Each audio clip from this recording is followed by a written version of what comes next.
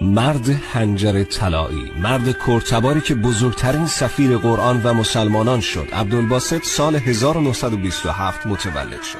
در 6 سالگی به مکتب حفظ قرآن رفت و 9 سالگی کل قرآن رو حفظ کرد. سال 1950 به مراسمی میره که قرار بود 10 دقیقه قرآن تلاوت کنه، ولی مردم اونقدر از عبدالباسط استقبال میکنن که تلاوتش از 10 دقیقه به 1 ساعت و نیم میرسه. با رادیو به شهرت زیادی رسید تا جایی که به کشورهای مختلفی سفر کرد. به گفته خودش در لس آنجلس 6 نفر بعد از شنیدن تلاوتش مسلمون شدند و در اوگاندا 92 نفر. عبدالباسط به بیماری دیابت و التهاب کبد مبتلا میشه و سال 1988 از دنیا میره. بیشتر از نیم قرن که صدای اون روی نوارهای ضبط شنیده میشه. با شنیدن صدای عبدالباسط چه خاطری توی ذهنت تداعی میشه؟